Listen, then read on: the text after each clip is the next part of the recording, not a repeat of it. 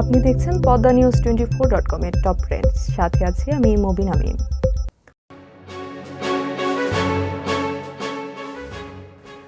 আগামী বছর ICC champions trophy অনুষ্ঠিত হবে পাকিস্তানের মাটিতে।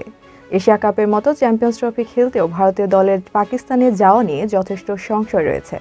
যদিও বিসিসিআই সূত্রের খবর পাকিস্তানে দল পাঠাতে কোনো আপত্তি নেই বোর্ডের, তবে পুরো ব্যাপারটাই নির্ভর করছে ভারত সরকারের ওপর। বর্তমানে ভারত ও পাকিস্তানের মধ্যে দ্বিপাক্ষিক সিরিজ হয় না। আইসিসি টুর্নামেন্টেই কেবল সাক্ষাৎ হয় দু প্রতিবেশী দেশের। প্রায় এক যুগ দু দেশের মধ্যে দ্বিপাক্ষিক সিরিজ হয়নি। ১.৫ দশকের বেশি সময় পাকিস্তানে খেলতে যায়নি ভারত। এখনও ভারত পাক সম্পর্কের বিশেষ উন্নতি হয়নি, ফলে আগামী বছর চ্যাম্পিয়ন্স ট্রফিতে কোহলিদের পাকিস্তানে খেলতে যাওয়ার সম্ভাবনা ক্ষীণ। গত বছর এশিয়া কাপেরও আয়োজক ছিল পাকিস্তান, কিন্তু ভারত পাকিস্তানে খেলতে না যাওয়ায় হাইব্রিড মডেল অনুসরণ করা হয়।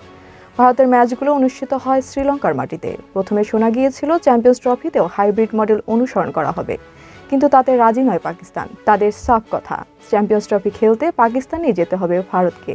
বিসিসিআই জানিয়েছে একটি শর্ত পূরণ হলে পাকিস্তানে খেলতে যেতে কোনো আপত্তি নেই ভারতীয় বোর্ডের। কি সেই শর্ত? বিসিসিআইয়ের শীর্ষকর্তা রাজীব শুক্লা বলেন, তাদের সরকার যা বলবে তাই করবেন। পাকিস্তানে যেতে বোর্ডের কোনো আপত্তি নেই, তবে সেটার জন্য সরকারের অনুমতি প্রয়োজন। সরকার অনুমতি দিলে তারা দল পাঠাবেন।